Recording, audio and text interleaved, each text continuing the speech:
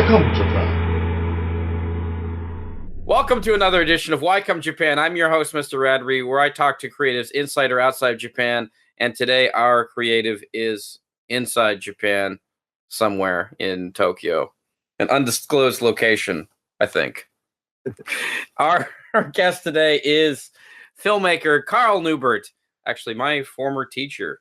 Actually, how much can we talk about Temple University on this live stream? Or I guess I should ask, are you comfortable with? I'm fine, but I'm not speaking on behalf of Temple. That must be okay. Clear. So I'm just speaking as an individual. Okay, I see. Well, I guess it's probably going to be impossible to do this interview without talking about Temple University. So, Yes.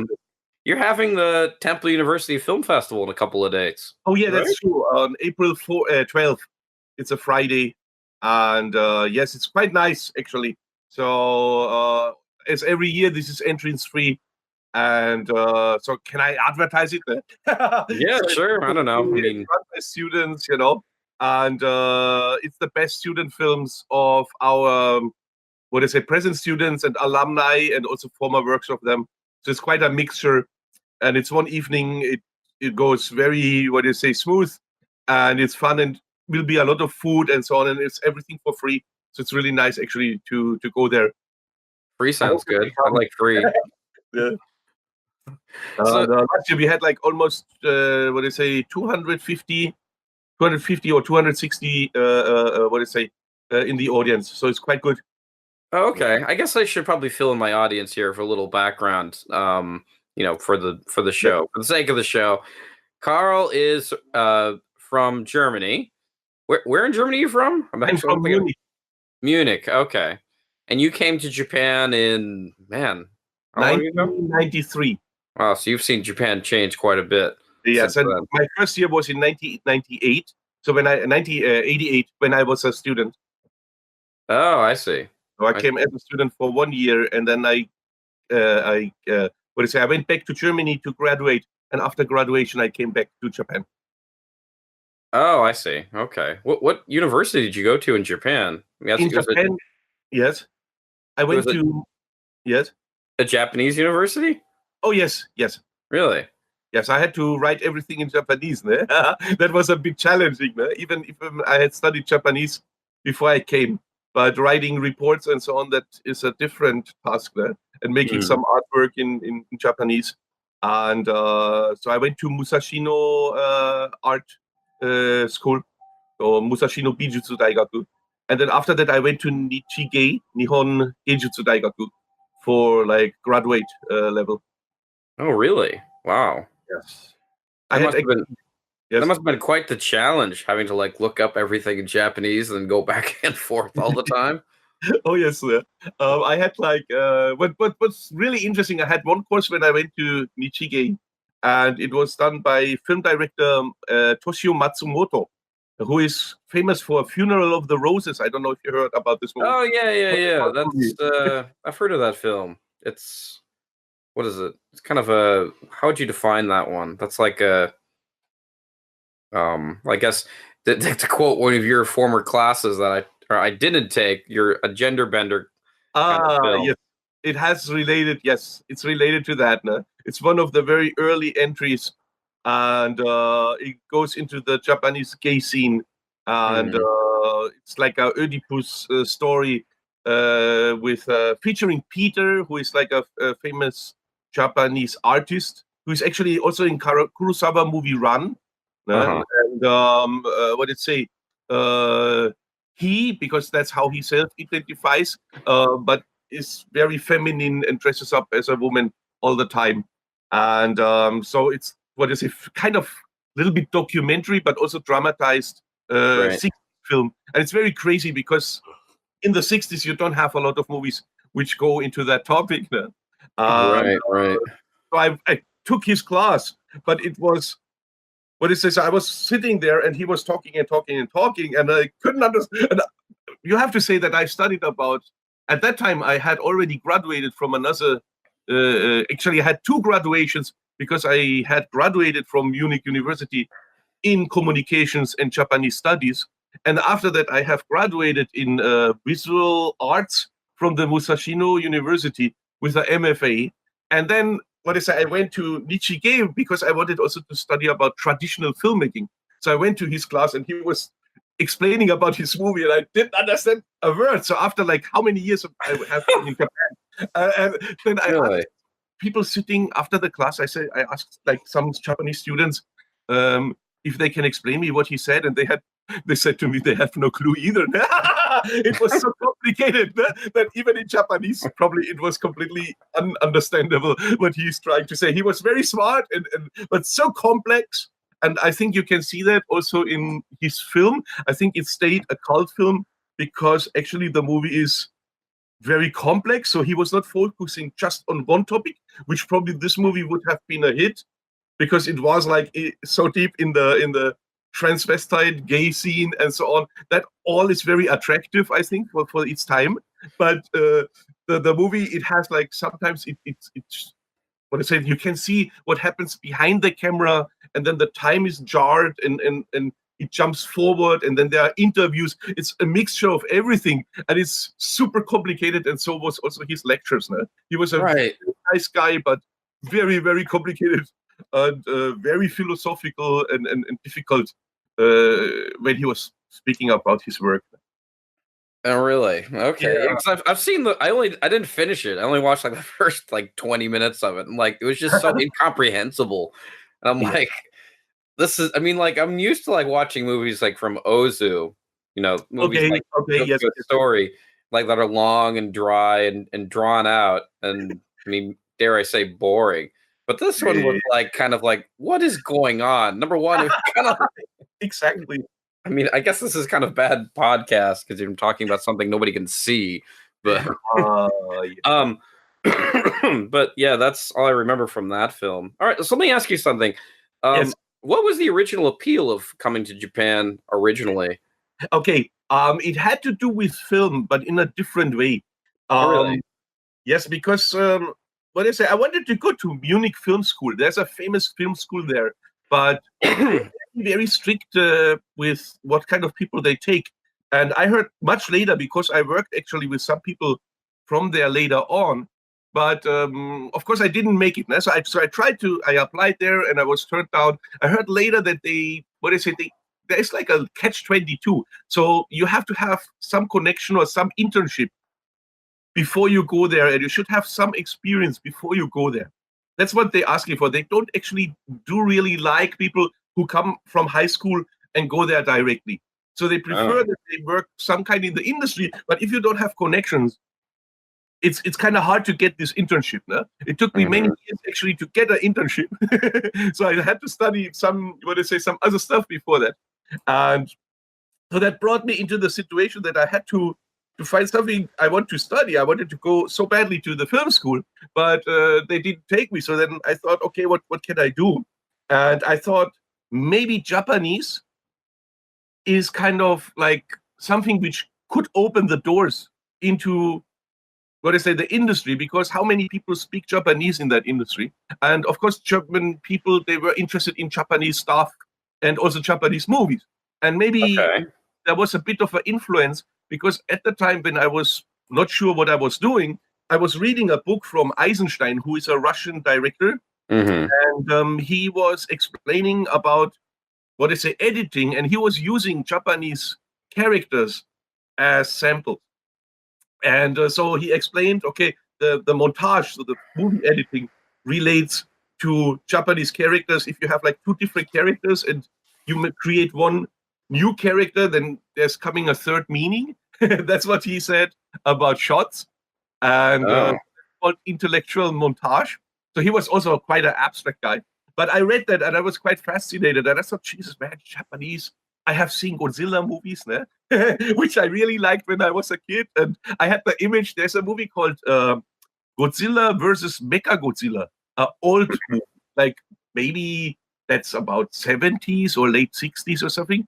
And I just saw, wow, that beautiful island. And I liked the music in there. So there was like a song, and they're fighting Godzilla versus this robot Godzilla. And then there's King Caesar. who is, you might be familiar, because if you go in Japan, you see often like two kind of dogs sitting on the doors, which protect, like it's like little statuettes of dogs. That's King Shiza. Ne? So he's like kind of like a big dog who protects the doors, ne? In certain temples and so on. You can see. Well, you see those. You see those like in Okinawa, right? Exactly, but I had no clue. Ne?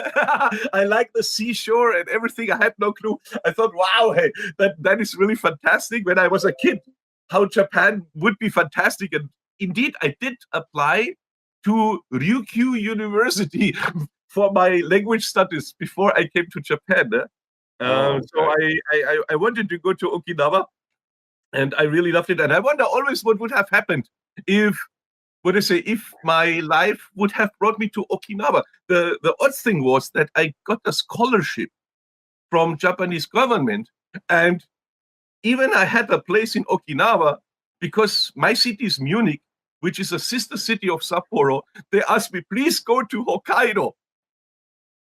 And so I went to Hokkaido, which is the opposite. And again, it's cold. I was kind of like really, I wasn't sure if I was happy when I heard about the decision, but what would you do? I mean, either you go to Ryukyu and you have to pay the whole thing, or you have a scholarship and go for Hokkaido for free. Then, of course, my choice was clearly, since I was not from a rich family or something like that, I was kind of like, okay, so I go to Hokkaido.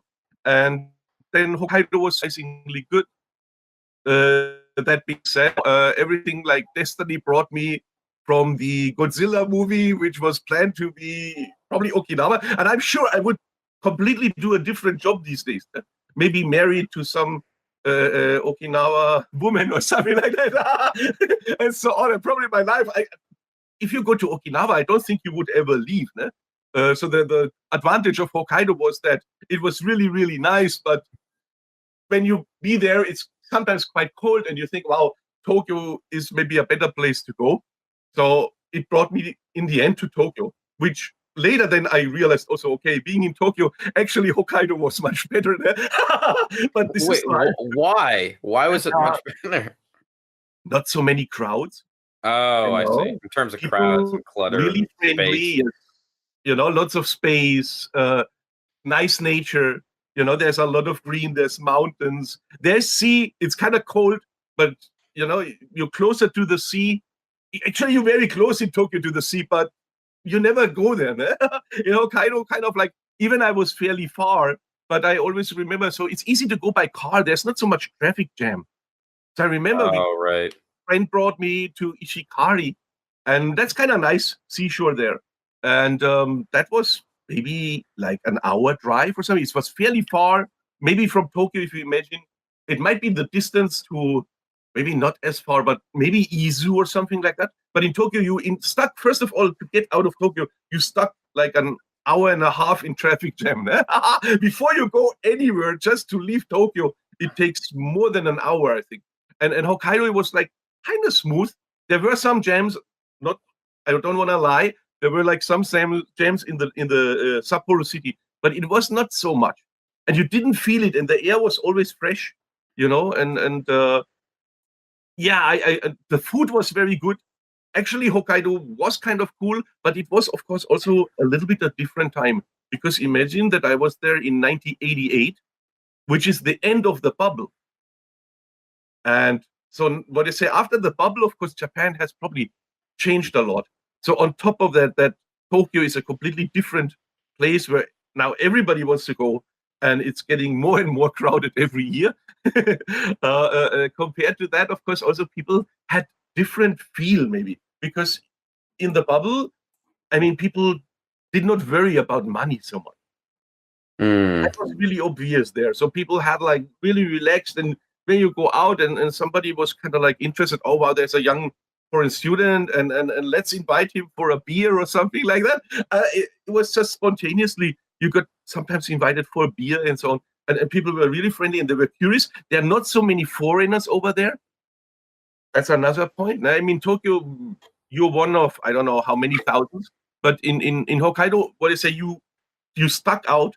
Also, when you met another foreigner, you also immediately kind of probably connected with him because Right. there's not so many. So you see somebody over the street and the people come over to you, and say, hi, where are you from? And so on. Right. And you make a new friend. So that was really cool. I have to say that year, if I look back, it was really cool.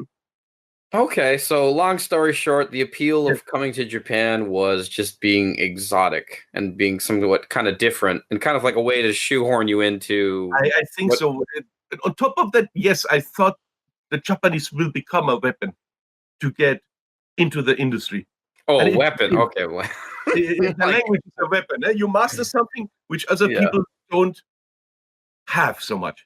Not So wait, that what did you master per se? Like Japanese film?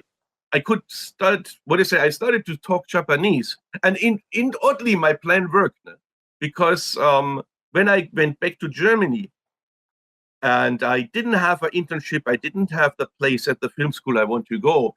I worked in a Japanese restaurant, and so there were Japanese customers coming also. Okay. And so that was just a side job during my studies. I had not graduated in Germany as well yet at that time. But so I was doing this, and I was making bringing people food and bringing them some beer. And then there were like one group of 4 people, I remember, on another table, and they looked over to me. And then they asked me, and they want to eat something. They heard that I have spoken Japanese. And so so yes, I said, yeah, I went a year to Hokkaido and I can speak Japanese. And then the one guy said, wow, but I have a Japanese wife, but she has never, I cannot speak a single word of Japanese and so on.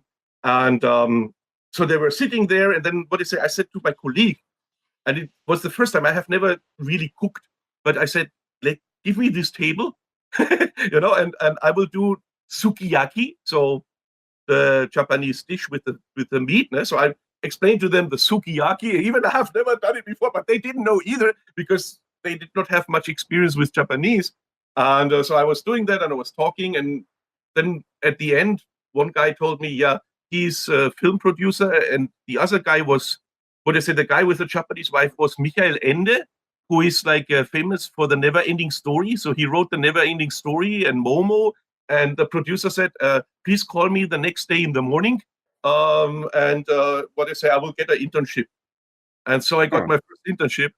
So my Japanese plan, it really had worked out. And it got me into the industry. It is really true. And I did subtitle work later on. So it really worked. The plan, I think it worked because it's a special knowledge. How many years was that? That was like around... And that was around 1990. So in the early 90s. That was around the early 90s, yes.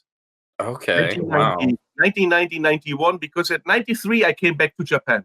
So everything worked out, and then I was ready to go, and so yes, that brought me back to Japan actually. Huh, okay. So just the reading a book about Eisenstein. Yes. And then him talking about Japanese characters. Do you remember what the characters were, or what movie they're from? I think I forgot. He had some complicated one, but one thing which I don't know if it was in his book, but when I remember that it comes to me, it's like if you have a tree and a man. So the sign for man, and you have a tree, and you have him combined with the tree, it means like resting or sleeping. Okay. And so that kind of like that works. So you have man and tree, and then the meaning man and tree means like, okay, maybe if it's a hot day, you lie down by the tree and you take a rest or you take a nap. So yasumu is nap, and it's the combination between man and tree. So that works in this way because the idea was that if he takes a shot of something and he combines it with something else, it gets a meaning which is not seen in both of the shots. Okay.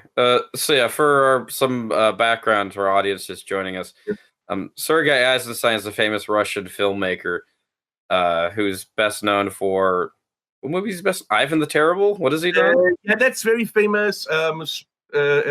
Strike, and then most famous is Battleship Potemkin. Oh, that's right. Yeah, that's the one I've seen. Yeah.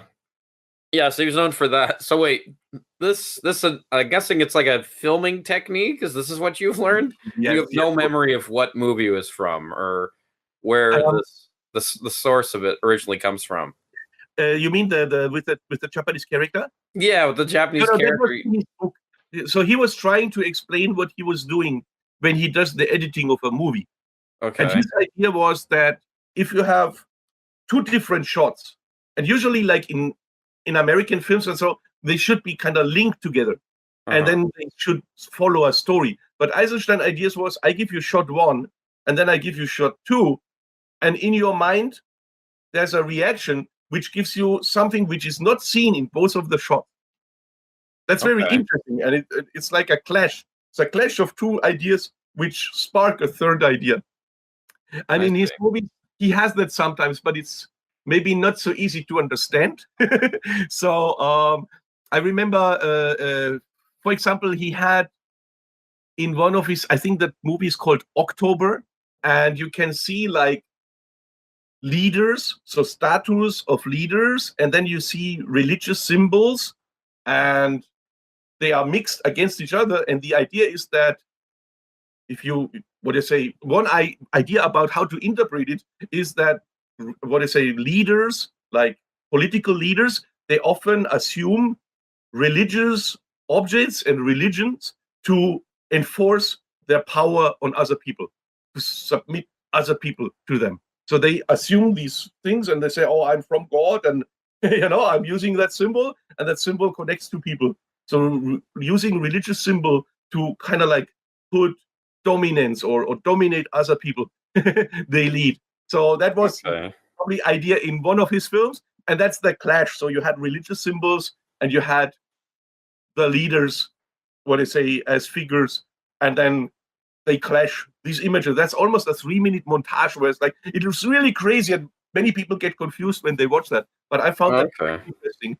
And if you know what he wrote, you might have a better idea as when you watch it. When you watch it, it might be a bit harder to understand. If you just watch it and you have no knowledge about how he thinks, how he ticks, then it is harder maybe to watch, or Oh. maybe not to watch, but maybe to make some meaning out of or sense in what he filmed there. But I found him. Right, right. Well, he's like the master of the montage. Yes, that is right. Yes. So I guess what I'm more curious about is like what this Yes. Japanese film or this, I guess, filmmaking or storytelling philosophy, or so you have no memory of what it's called or where it's from or it's The what do you mean? Like the the origin behind this. Like where is this? I mean, like because I know you weren't from Eisenstein, yes. but you don't. You said you have no memory of like what the concept's called or. No. This is called the Montage of Attraction. It's not from Oh, Japanese. okay, He just it's not from Japan. he was interested in Japanese signs and kanji, but it's not from Japan. Oh, okay. I understand now. I see. Yeah, so that he just applied that and he explained it along Japanese signs, his ideas. So he was Okay. using Japanese language, but it's not a Japanese concept. It's his concept, and it's called montage of attraction or clashing montage or sometimes intellectual montage. So people call it different names, but he called it like attraction montage or montage of attractions. So there's a clash. So it's like a clash of two images, and then create a new idea. That is his Okay. theory. And That's that his. was kind of the instigator or the thing that started your or kindled your interest in Japan. Yes, because I just Okay. per coincidence, I just read that book where he's explaining, and I thought, oh wow, Japanese science, some Hmm. Japanese characters, they're Hmm. quite interesting. And I thought, wow, there's So not people who can actually read it. So I thought, that's maybe an idea. so in Germany at the time, what was the appeal of Japan? Do you remember or have any? What do you say? At that time, I think there were, first of all, there were not many interested in real Okay. in Japanese culture. For example, there was a big gap when I joined the university. Another reason why I stuck with Japan, I started with Chinese and Japanese actually. So I learned a little bit of Chinese as well. And Chinese was just so crowded, man.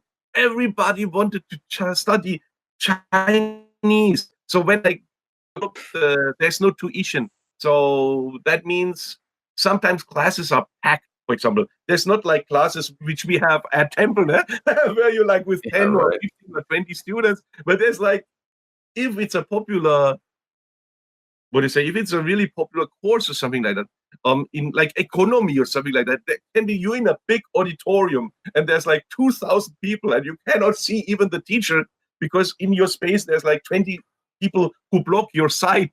So you're lucky you hear a little bit his voice from the microphone and you make some notes and that can happen. That's the extreme case.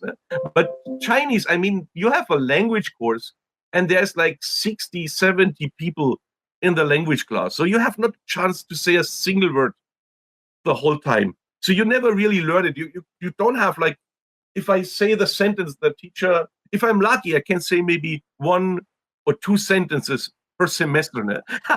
That's not how you learn a language. So Japanese was cool because nobody wanted to do it. There were like maybe 6 or 7 people in the course. That was really small at that time. And because it was also attractive.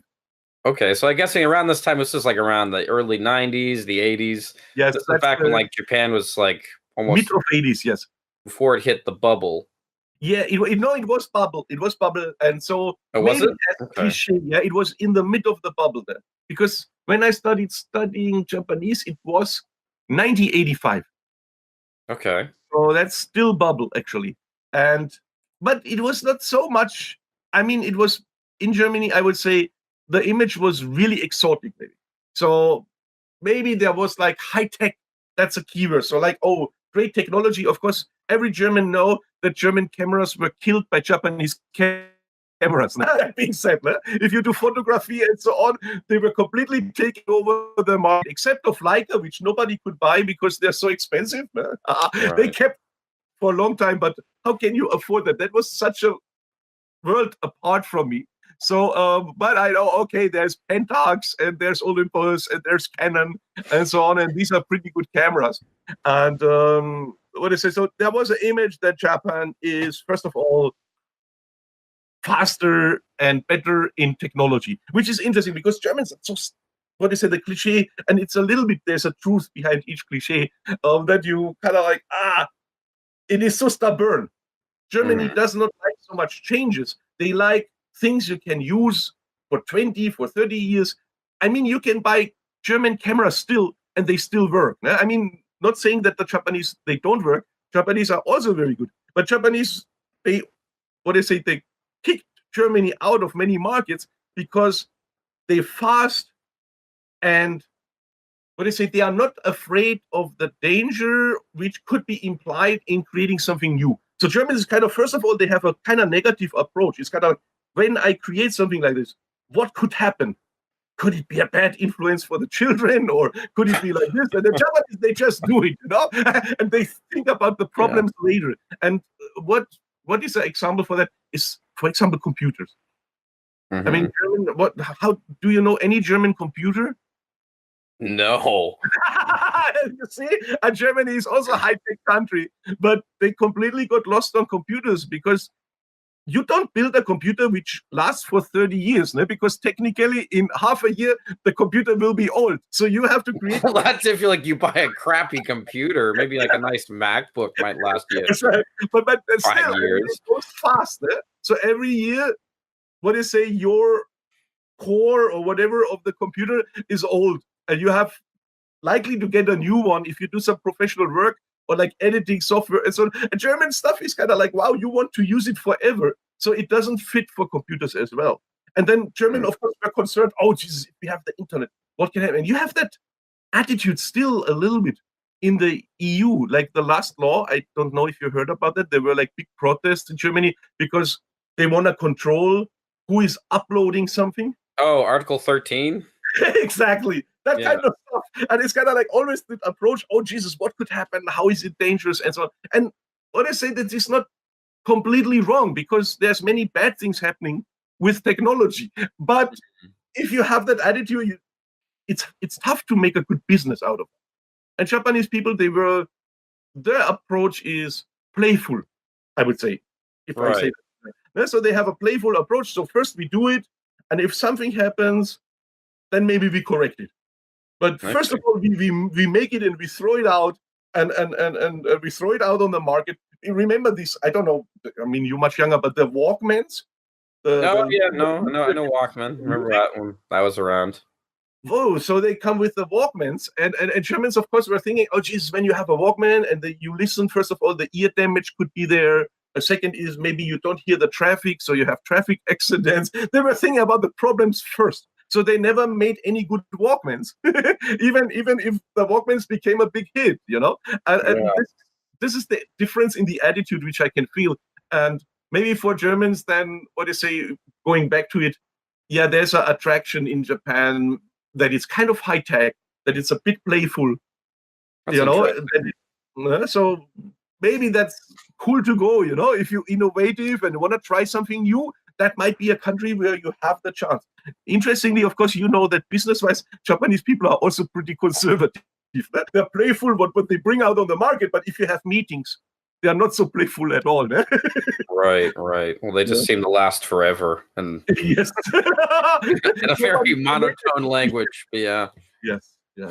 Okay, so let me get a bit of an idea, or as I say in the show, paint myself a picture, because it's always about somebody's life story. So, okay, so you came to Japan, and then you graduated from a both graduate school and I guess a regular university here, and that's when you made your first film. Yeah, that's right. That time, was it during school or was it after? It was during school. I started working on my graduation project. That was Turns of the Wheel, is that correct? And that's Turns of the Wheel, yes, that's right. Do you still show that film in your classes at Temple University? Very rarely, but occasionally I do a reference or something like that, yes. But yes, very rarely I show it, yes. Why do you say very rarely? Is it because of the content involved? For example, yes. The only thing I remember, because I remember you showed it in our class when we had. I can't remember what class it was. I think it's the videography. Was it videography? Yes. If I show the videography, yes. It's always in videography class. Okay. Yeah. The only thing I remember about it is that it was dark, and there was a bunch of naked people in it, and and Shinya Tsukamoto goes to not Shinya Tsukamoto, the guy who's in Shinya Tsukamoto's Iron Man. The lead shows up to a graveyard. If anybody knows that. Oh film. Yes. Yeah. Oh yes. That's all I remember about it. But I remember it being very interesting, and it had a lot of vignettes of like a bunch of different characters. Yeah, that's right. That's right. What was the inspiration behind this? Was it just kind of like random ideas you came up with, or no? There is like a Japanese poetry. So now, if since I was talking about Eisenstein, I also have my own concept. So when it's similar, there's something which is called renku, and this is like, if I super oversimplify it, it's a chain poetry of several haikus. Okay. It's not really in the haiku, but it has the haiku rhythm in it. You can find a haiku actually, and so you have like different. If I oversimplify it, so it means you have a haiku A, a haiku B, a haiku C, and every time when you change a haiku, there's a new meaning. So it's very similar to that clashing of montage theory. So that was something I was feeling comfortable when I read about the haiku. I thought, okay, I want to make a movie which has not so. Eisenstein had like shot A, shot B. So I have like haiku 1, haiku 2, haiku 3, and I keep the Japanese rhythm. My first plan was really to have it in the 5/7/5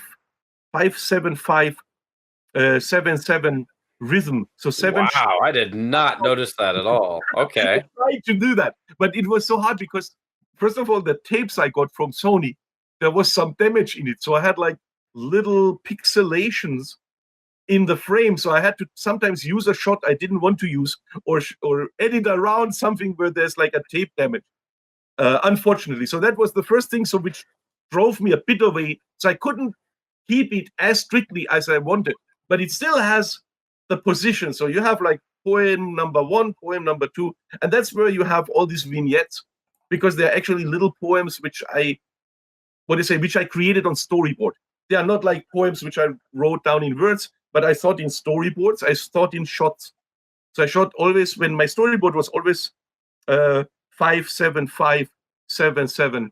There was a rhythm in the shots along my storyboard, and along that I filmed it. But then when I edited, I had to break that because it didn't work because of, first of all, the tape damage, and sometimes it just was a bit dry. So I re-edited actually one time. So the first version was closer to that. The second version, which I did after I graduated, so I re-edited everything and I added a few scenes and replaced like 2 scenes which I didn't like so much because they didn't look so professional. And so I replaced a few scenes, and then I worked another half a year on it and I re-edited the whole thing, and then it became something on its own, I think. So it's a little bit away now from the actual rhythm which I had.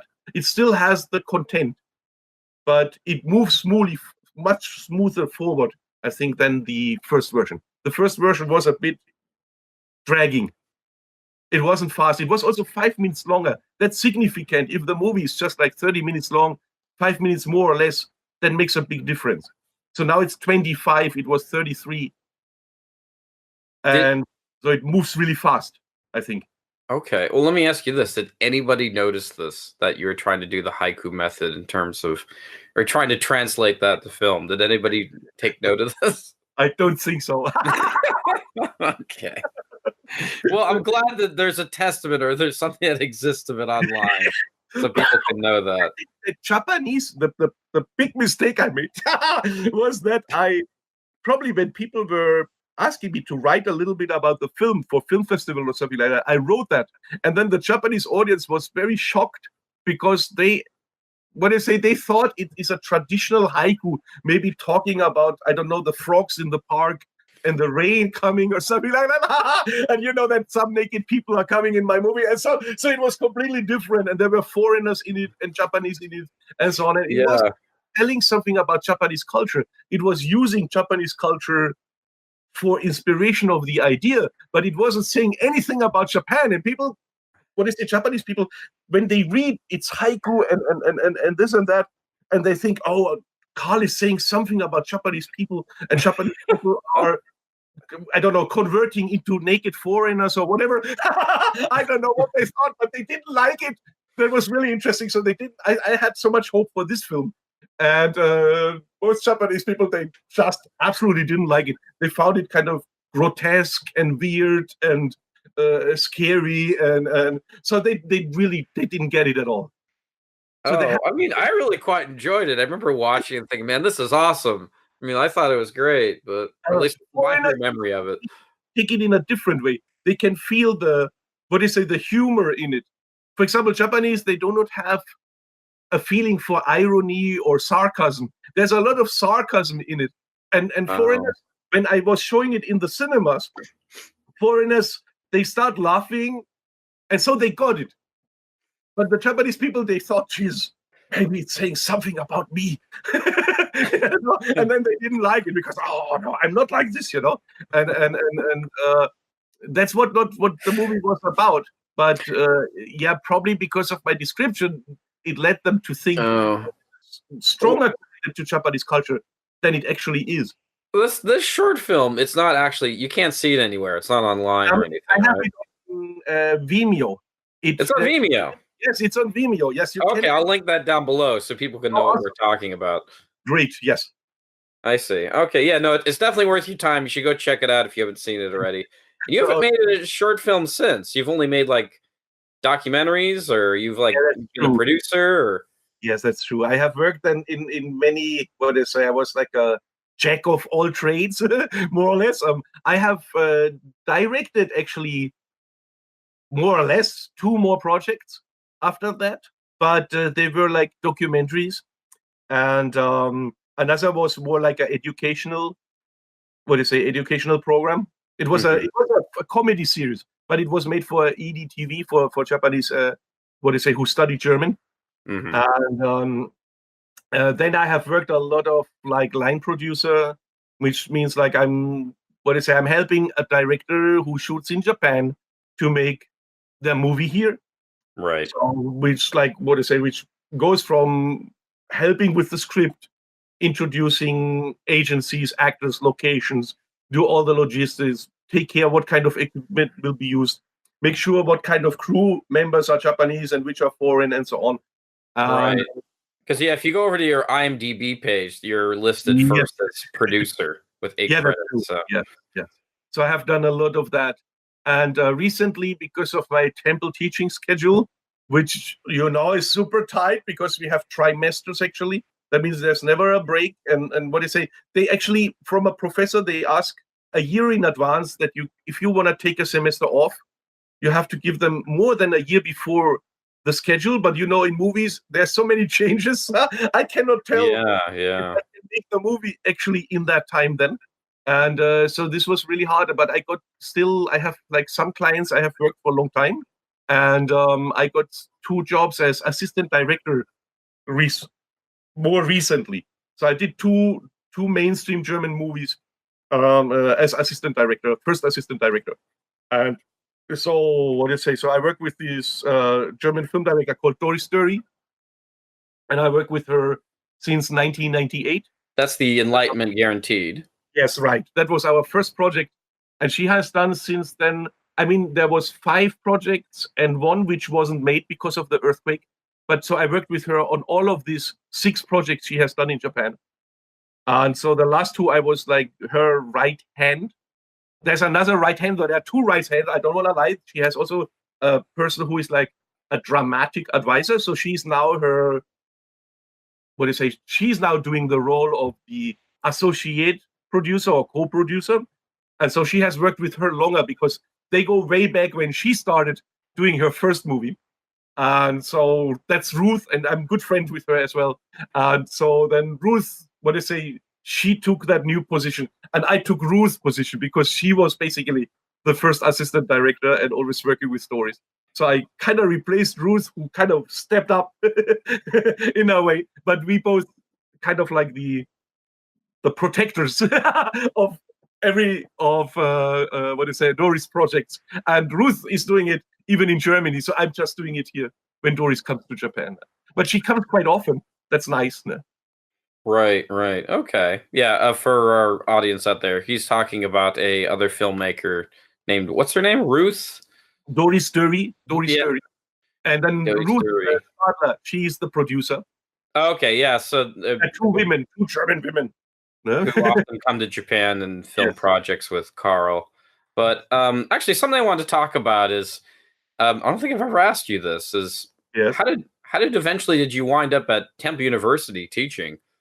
Okay. To make a long story, actually it's quite simple because I did film festivals. I tried to help independent filmmakers to get their movie shown because I was one of them. No, I thought, Jesus, my movie, it cannot be shown in Japan too often. So let's work with film festivals. And they were like, it was starting when, digital came out.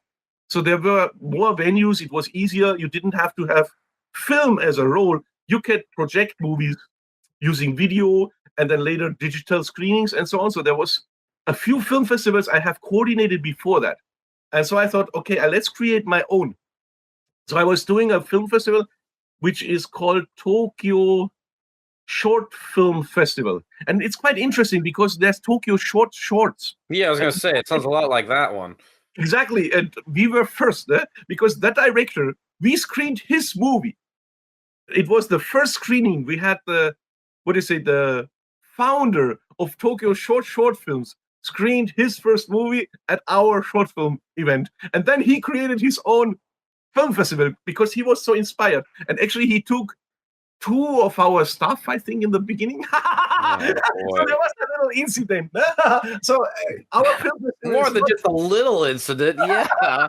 there was a little bit a problem, but he's a nice guy.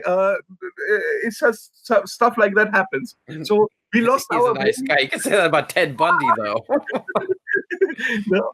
And so we were doing this, and it became Tokyo Shorts film. And then I created another one, which then I did completely on my own. It was called Tokyo Interdependent Film Festival. And it ran for like maybe 2 years or something. But we had screenings quite often, so that was cool. So maybe like every 3 months. So we were at Blue Note, and then we were in a couple of Blue Note. I've been there. And so it was kind of cool. But I say the other people who joined the shorts, they want to do it more for business.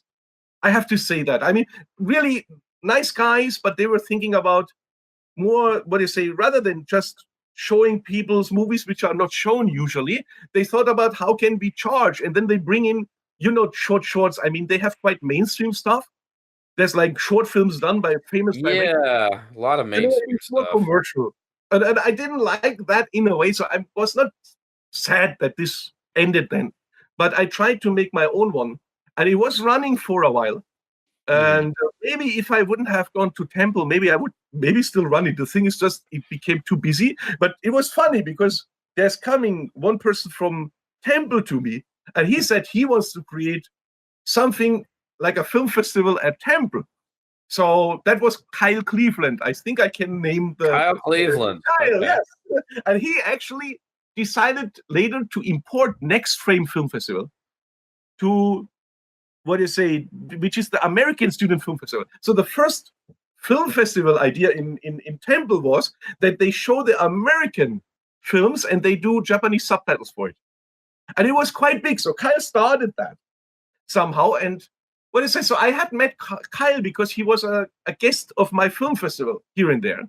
And then I was doing another film festival because they were asking me if I can MC it. So I was just MC of that. It was called Res Digital Film Festival. It was one of the very, very first American digital film festivals. So I was doing the host. And then I bumped into Shinya Watanabe. And, another teacher at the school. Another teacher. So I bumped into a couple of Temple people. Also, probably somewhere also wrong car. I remember I have met him, but I hadn't spoken to him. So he's the boss of communications department. And so I met some Temple people. And then actually Shinya, I can maybe reveal that. So actually Shinya gave me a hint that if, he said to me, well, you look like a decent guy. And I know I was doing my own business, that I have practical experience, but also I have a degree. And so because if you teach, you have to have a degree. No? So he liked that idea, and he said, why don't you try to apply for teaching position at Temple? And I thought, wow, at that time I had like little issues because some clients were not paying me.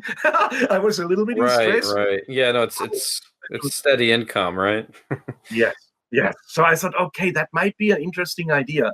And maybe, of course, the ideal, which I never got, was that I thought I can do both. I can teach, and then I can also do my movies, which is not so easy because I don't have the time when I teach. That's the problem. Temple has so many courses and so many. There's no holidays almost. In the holidays, they ask you for doing a workshop, which is hard to refuse. I mean, this is my income, so it's kind of like, okay, since I couldn't build something up there, okay, so let's do the workshop and so on. So I'm kind of like doing a lot of stuff, and it blocked me a bit from filmmaking, I have to say. So it had like it was not like I expected it to be in that way, but right. I took the chance, and they hired me as an adjunct. And then what was of course great is that you got many courses because there are not so many film teachers. So I could run a lot of courses, which helps you. If you're adjunct, you have no, social security and so on. So it helps if you have more courses, you make a bit more money. So of course, I was never against running many courses, no? And I got into this pace. So kind of like, okay, I do as much as I can, if I have the chance. And that was the connection. Interesting. It was a hint by a friend or now friend. No? And at that time, so Shinya, I didn't know him very much, but he was also involved in something in this Res Film Festival. I remember because that was the time I have met him like maybe 2 or 3 days in a row. So he was doing something, maybe Japanese program or something, and I was doing the MC. And that was it, And Kyle introduced me very likely, maybe, who was a customer of my film festival. And actually, also I supported the Next Film Festival right away because Kyle, at a point he started, I think the second one, they wanted to have some Japanese program. So I delivered some movies from our program to theirs. So there was another connection. So then, I was actually in the Temple Film Festival right from the start. And now I'm the director of the Student Film Festival. So it's kind of like, I was involved since the very, very beginning. One can say that. Okay, I see. Well, that's interesting. Yes. So, as a former student of both your film festival and videography and B-movie class, one thing I've noticed is that maybe like from teaching, maybe you've learned a few things from your students. Like I remember when not to generalize here, but I guess I am generalizing, is that usually when, I guess you can generalize us. I'm okay with it. But like when the Japanese students would make films in your class, they'd always be these kind of darker, kind of depressing, kind of morose stories. Whereas like the foreigners that were in your class, it's always about, wow, I'm in Japan and everything's so cool. Is that wrong? Am I wrong about this? No, maybe. What do you say? I have changed a bit, but it depends quite on the mixture of students, of course.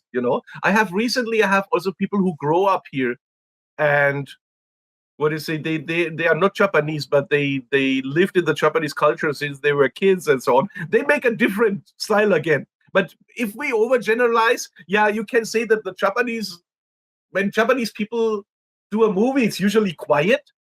It's usually, they're searching for their identities. Sometimes the movie a bit more abstract and darker. The tone is darker and slower. The pace is darker. If we overgeneralize, that's definitely a tendency. I have to say that Japanese filmmakers, maybe they're more aware, they want to create art, and they stronger maybe that they want to have a topic which is related to a conflict in themselves or something. Okay. And like foreigners, they tend to be more extroverted. That means they think, how can I maybe make a film which is entertaining for the audience and has some action and some fun? So they are definitely lighter. And that's maybe quite interesting for the film festival to watch, the different kind of good mix of things. Yes. What is there anything in general you feel like you've really learned from your students at all? There's a lot. First of all, I learned better. I hope so. Maybe in this interview I was going a bit over the top here too, but I learned to better explain things. That's one thing.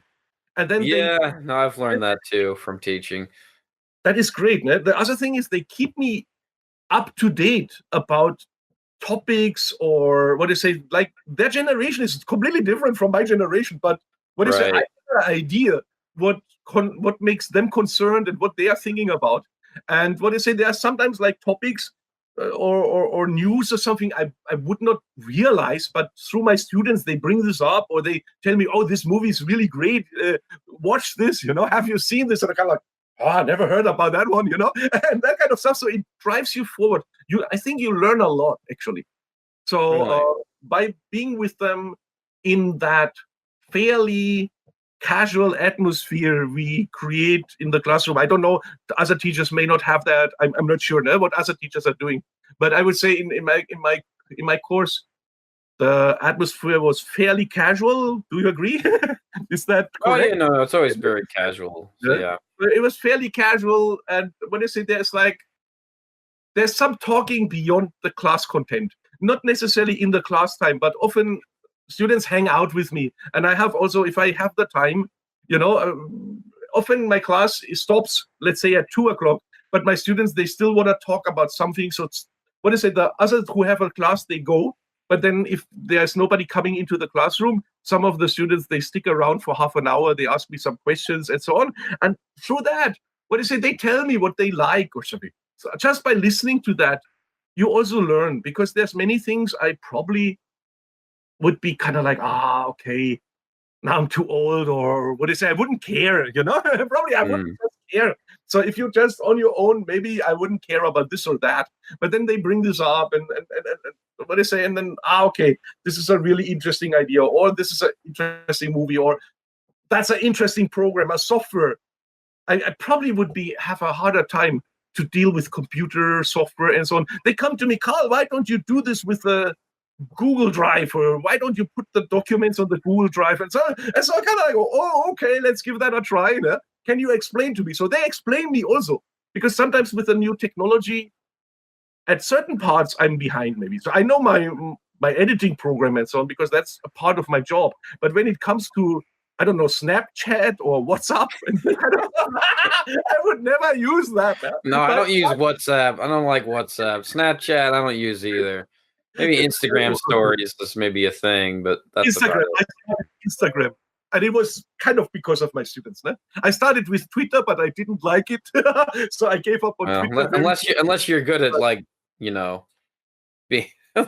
Twitter's only good unless you're good at starting fights with people and winning fights. So at least nowadays, anyway. You know, and so I did not like that too much. But Instagram, great, and what they say. So they teach me here and there. I did not get hooked up with Snapchat as much. So most of my students, there was a generation of students. Now it goes really fast. Like 2 years later, they're a bit different, like us. So they are like maybe that's interesting. But in the third year, they are different completely.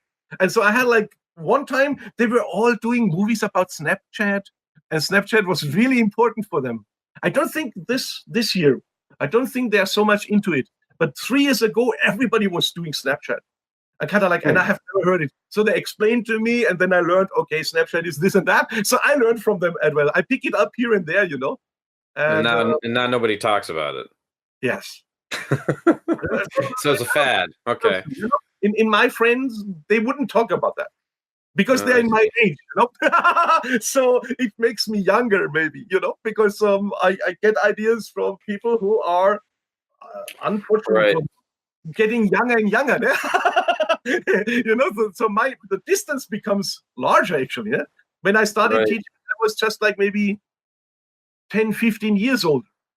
But now they could be my grandchildren or something. If I think about them, but almost they could be or something. So it's getting to that if they're very young or something. Right. Generations away from me. That is crazy. I can almost not imagine. But since I'm doing it every day, I don't feel it as much. So it keeps me young. I think that's some great positive aspect, because I'm always surrounded by young people. So you cannot, you cannot do this like Japanese movie style and search for your age, identity, and something. I have no time for that. I mingle with them, and yes, I think through that I'm fairly up to date with what is going on. Mm-hmm. You know, like what kind of stories do you seeing from them nowadays?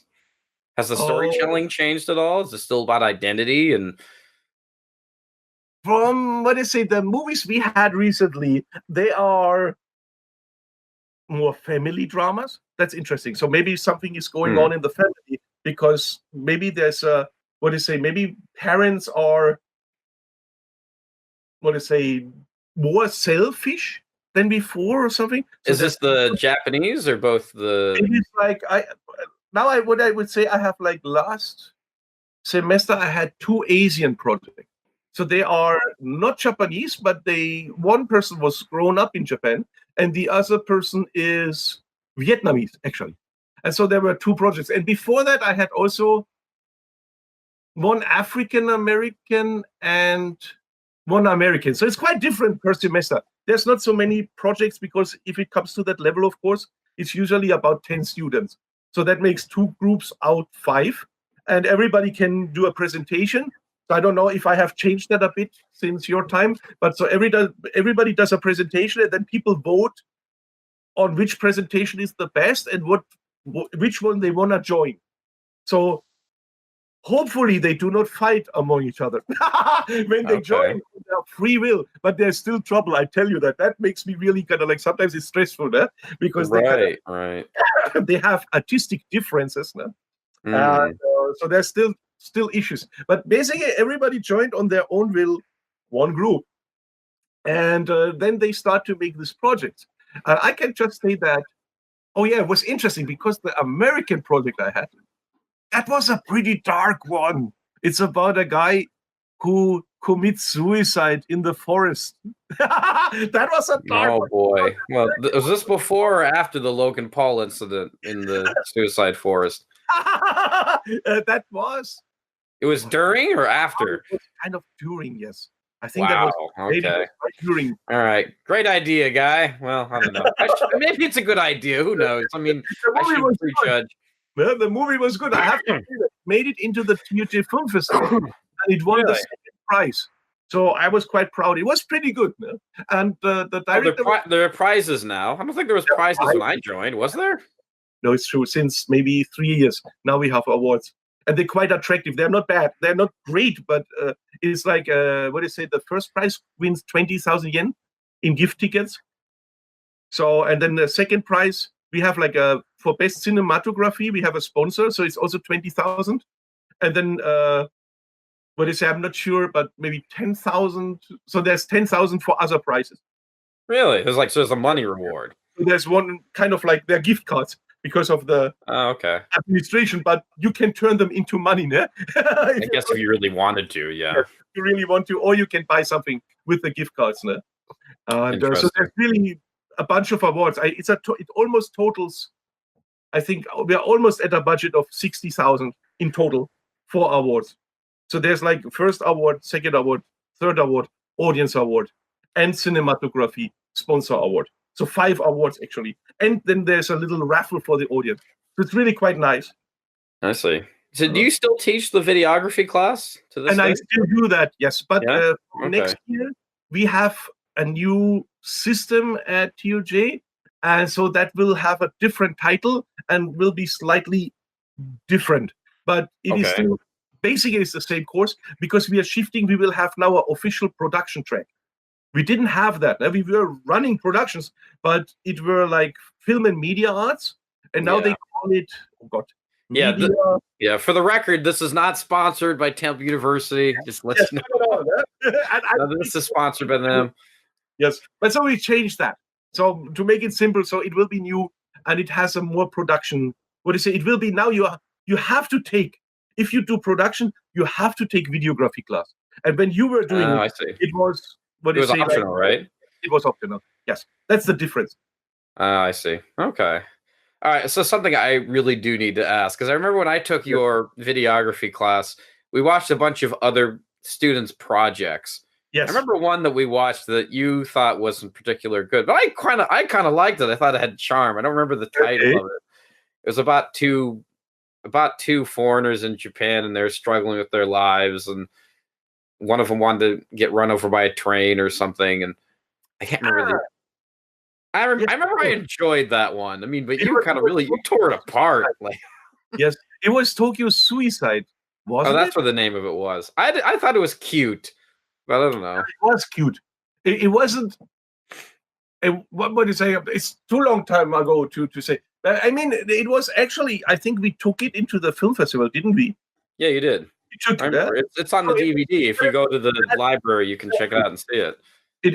What do you say? I mean, it had technical flaws, and it had flaws in the acting and so on, which is not easy to avoid if you do a student film. That being said, so I thought it had flaws, and when I would show it, I would kind of like maybe show it with the stance that the people who do the next movie, so probably your class, do avoid the same flaws. So that might. Oh, right. Yeah. Right. Too critical, but basically, yeah, that's true. That's true. Yeah, I guess that's important. I mean, it was. You can see it was a bit hurried when it was shot. So there are like scenes with like talking. The editing was a bit awkward. I still remember that, and it took a bit away because it has a bit of a serious topic and a serious tone, but then it was sometimes a bit funny, maybe where it wasn't so intended to be so funny. And I remember, and it was pretty. What do you say? The filming, they did not have lights or something, so they shot in pretty darkness, and you couldn't see that or that. So it was more like probably what do you say to point out that this is a learning experience. So that what do you say when you do your movie? Okay, when you shoot in the darkness, you cannot see things. You say it in extreme way, but that I remember that was quite the case. You could not see some of the scenes, but it had like entertainment level. And it still made it in the film festival. So that's actually, a sign that as a movie, it's not so bad. Well, I mean, I guess we should talk about the elephant in the room. Like my film, Daikonashi, I didn't even finish it, and it didn't get into the film festival. I mean, I put both movies in the film festival. Neither of them made it, but you still have a copy of it, right? Yeah, I think so. All right, you don't show that to students, do you? You can if you want to. No, I don't. That's like an example of what not to do. Oh, Jesus. Never thought of, maybe I should. Really? Now you give me some ideas. Yeah, well, you have my permission because I mean, yeah, what a disaster that was. You know that you automatically give the permission by taking the class because it's written in the syllabus. Is it? Okay. Well, yeah, I think I knew that already. So, but no, I didn't. Actually, these days I show less and less, to say the truth. Oh, really? Because you don't want to publicly shame people. I mean, you're fine with doing it. We're friends, so. No, but it's just like, yeah, maybe people, they do not have actually time to watch anymore. So they do their group work, and there's not much time. So I can maybe show one or two. So maybe a good example and a bad example. So maybe for the bad example, maybe the Daikonashi. Yeah. But the thing is, yeah, I have one which was actually a good movie, but it has such a horrible sound. So I use that here and there because there's this is such a good film, but it is ruined. There's the climax scene, and they talk in front of a fountain. Can you imagine what happens when you talk? Can't you ADR it? Can't you like shoot it somewhere? Well, I guess that's really hard. And they, of course, unfortunately, I think they pointed with the mic into the direction of the fountain and not the opposite. So you can hear almost nothing. And it's like it's the climax scene where somebody reveals that he's actually loving that person. And then you cannot hear it. So there's kind of a triangle love story. And I found the movie really great, and we brought it in the film festival, but it was only okay because we did Japanese subtitles, and you can. I see. So for Japanese people, it's maybe more enjoyable, but it definitely has that flaw. And I always show my students that scene, so not the whole movie, but I show them that scene, and that they have just to be careful when they position their mic, so that you don't position the mic into the direction where there's a noise source. So you can't see these flaws. I have to say, if I would do any Hollywood movie and so on, they do not have these kind of flaws. Right. So, well, yeah, of course, because they have like hundreds of people working for them. Exactly. So the thing is, of course, the advantage of taking a student film and show this flawed part is that you really can see an example of what happens. And then it's much more frightening for your production, because in the Hollywood, if you compare yourself to Hollywood, you have no chance. But but they're a group of professionals, so it's kind of this is amateur hour, so it's true, no? But so then it would be, I feel it would be disencouraging to show like a Hollywood movie and say how this is smoothly made.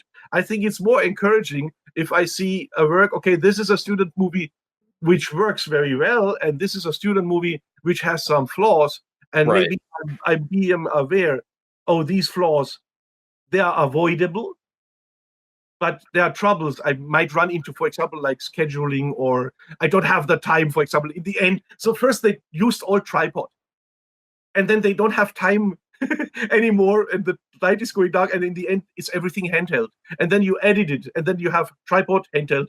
It doesn't have a structure. Like these kind of flaws, if you see them, they're really easy to understand. Oh my god, yeah, this is, if you watch this clip, what do you think? And I'll let them answer. And they say, oh wow, that sound. And what is really funny, I have to say that my students also are super critical at the stage they have not produced their own movie.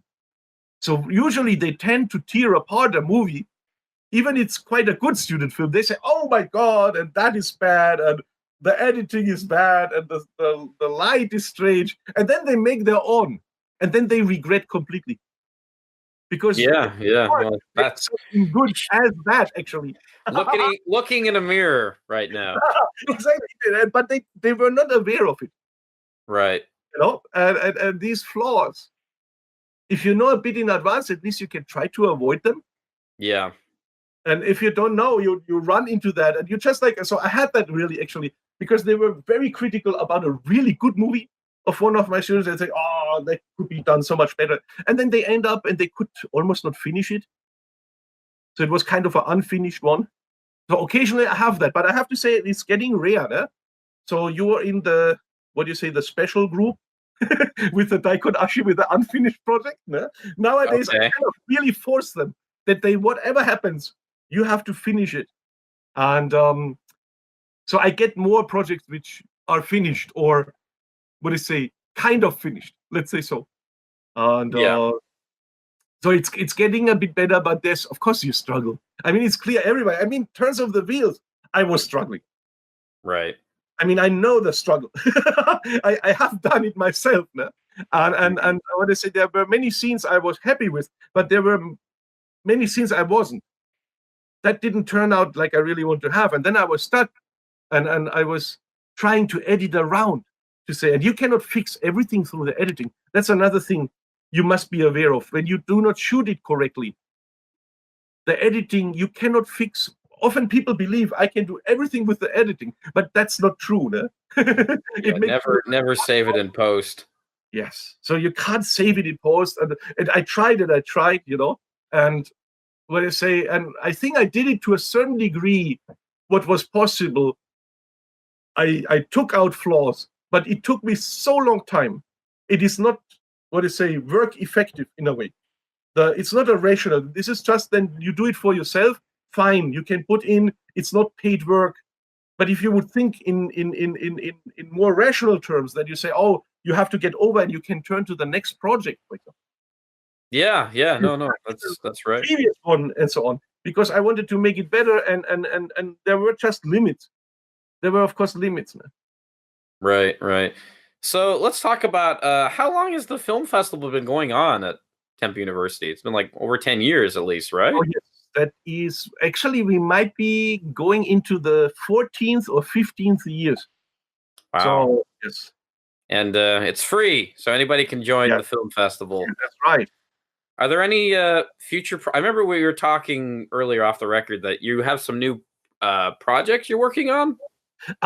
Yes, so I was doing the first assistant director for Doris, and the movie is just released in Germany right now.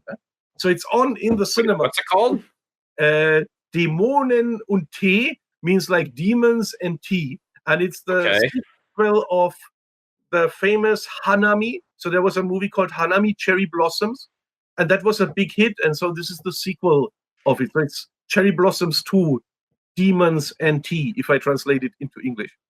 And it's I see. Kind of romantic ghost story a bit. Oh, I see. What was your involvement with it? And I was first assistant director. Oh, okay. I see. That was intense work. And what do you say? Yeah, I'm going to say being assistant director, that's like you're being mom. True. Directing everybody around, like saying, all right, you come over here, you do this, you do that, Yes. And what do you say? We were filming last year, actually, in summer. So it was super hot. That 1 year. That's awful. It was so hot, and we are shooting in one room. Well, that must have been super difficult, because usually, like, when you're doing a job like that, you can't make mistakes, Yeah.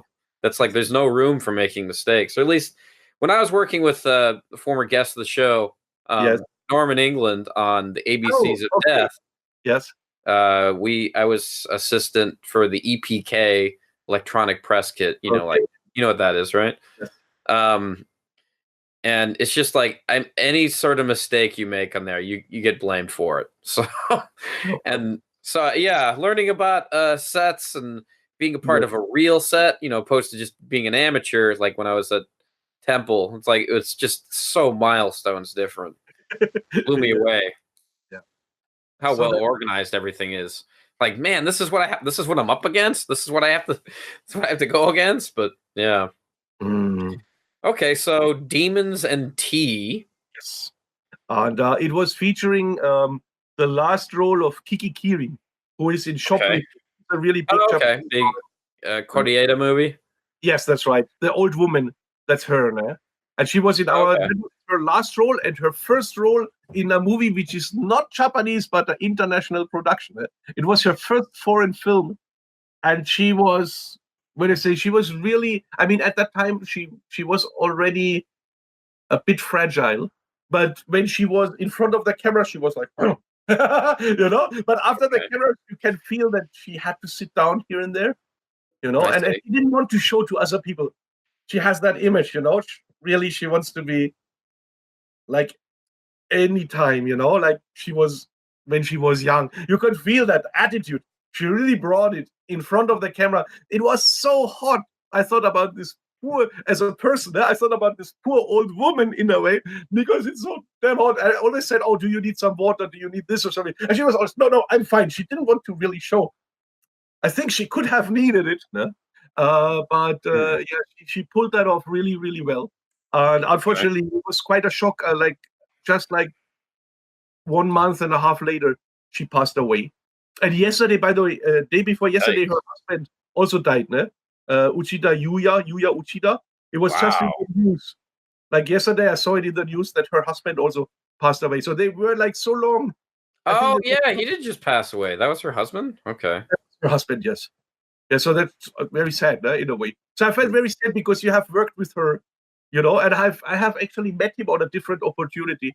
But I have worked with her, and you build a connection, and then you start to really care, So she's not an actress for me because I worked in a way, and you spoke to her, and that it was quite shocking that she didn't make it because she felt so. She tried to be so strong, Okay. She was really professional, I have to say. So that's a nice thing.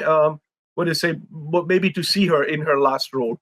So in Japan TV, they always say the last movie was a Japanese one. By the way, they never talk about the about the German one. But I heard that some Japanese company might buy this movie, so it might be able to see it. The last one I did, a Japanese company didn't buy it, so it was never shown in Japan, except for the German Film Festival.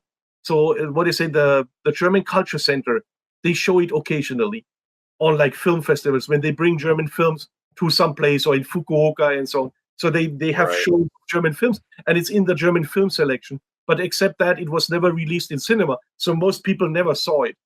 Oh, I see. Problem. And then this one, it has a chance, because if you have a Japanese distributor, they probably will want to show it in the cinemas at some time. Okay, so there is this film, and there's another one you're working on, or is that it? And, 1 moment. So I have one thing but I don't know yet, so I can't really say very much. Okay, you can't reveal too much. Okay, well, reveal too much, it might not happen. So that's the problem. It might not happen. But I'm working with another German director, and he wants to make a movie in Japan, and it could be quite interesting. What I can reveal is that it is an action movie, and I haven't done that. I didn't have an opportunity. Action movies, I imagine, are pretty hard to do in Japan, but yeah. That is the problem. So I helped him a bit with the script, because he sent me the script over, and so I had a look into the script, and I gave my comments and so on. And from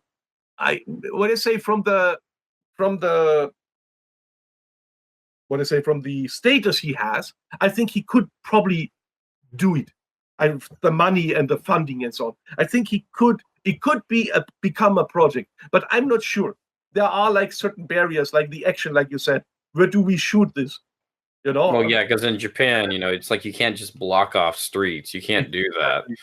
Maybe in the very countryside or something. But then again, maybe it shouldn't be in the countryside and so on. So there are like certain struggles maybe to be overcome. So I don't know if it will be really happening, but I would just say that it is a director who potentially could get the budget and everything, because he's quite successful in Europe.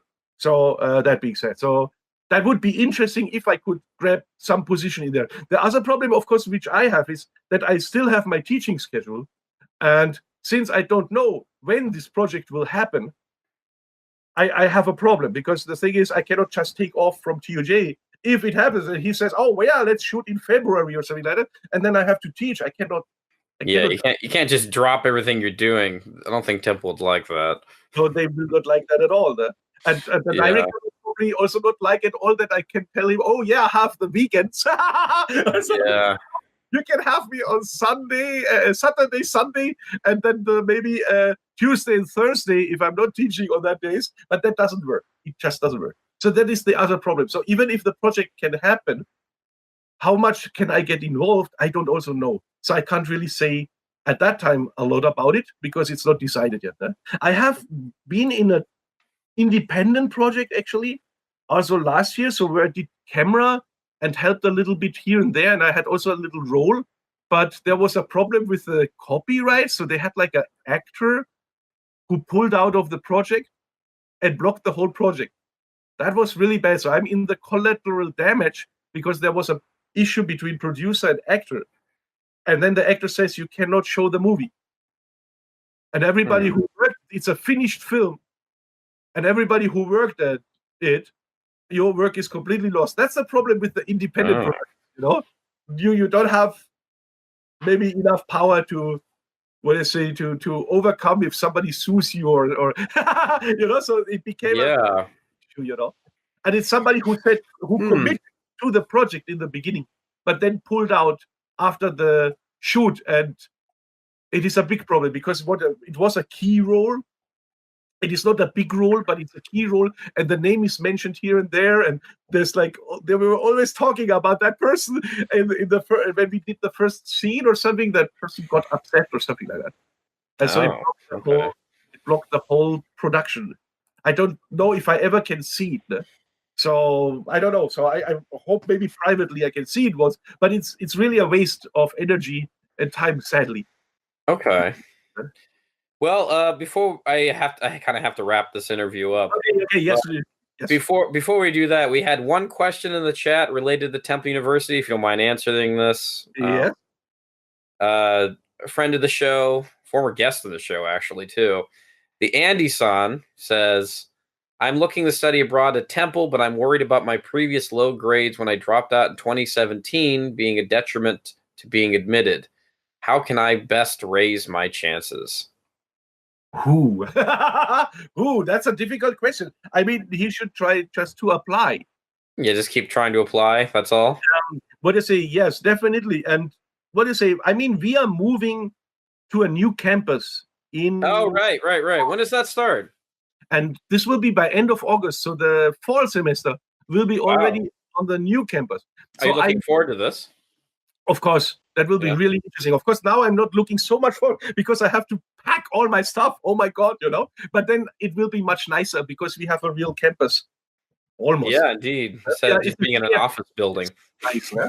And the thing is, I think that with the move to the new campus, that student numbers, right now we are full of capacity. That means we cannot take more students than we already have, actually. So that might be restricted this semester or last semester. But if we move over there, so I would recommend he should try fall or spring semester coming up. So next year or this year fall or next year spring, I think the chance will be higher because we have more capacity to take more students. Oh, really? Okay. So maybe then always when that happens, I think it's probably very strict if you know, wow, I have more students than I have space. You have to make it stricter. But if you have more space than you have students, the chance will increase. And this is a chance because we will have a little bit more space. So maybe they don't have to be so super strict. Yeah. But I don't know how low his GPA really is and what's the trouble. But he can try it, Yeah, I guess keep trying, I guess, is all we can really say. Abel Rosario in the chat says, Karl's desk is a storage locker whose door has been busted off. It's not a question, that's just what he said. So, yeah. But anyway. There's a storage locker, yes. There's a storage locker. And I was wondering the other day, a student asked me for a projector. So I lent the projector to the student, and then when I come back to my desk, it was in the storage locker. That was really interesting because I thought, how can he get it into the storage locker if I'm not there? So maybe Abel has a point. You're really worrisome now. Okay, all right. Well, maybe that's it's a coded message there for you, Karl. I don't know. All right, Karl. Anything you want to say before we go? No, I'm fine. Thank you for having me, and I hope it was not too boring or confusing. No. It was fruitful. I learned a few things about your film, and that I'll put in the description later. Great. I give you the link for the turns. Interesting. Yeah. If you could send that to me, I'll put it in below. Yeah, no, it was fruitful in the regard of I didn't know what kind of films students are making nowadays, because now that it's been like 10 years almost since I've been in Japan. So I imagine that the school's changed quite a bit since then. So it was interesting learning about what's popular, what the kids these days, you know. I see you're coming into that too. Yeah, no, getting there. Okay, then. So next week on the show is nobody for now. Hopefully there will be a schedule for the next Why Come Japan guest, and everything will be posted on either the Instagrams or the Twitters or Facebooks. All the information's down below. You know what to do. Hopefully. If you don't know what to do, I can walk you through it. Just send me a nice mail. And if you like this interview, be sure to support the channel, Patreon, blah, blah, blah. So, until then, I'm Radrey and Karl. Thank you so much. Take care. See you guys. See you guys. Bye-bye.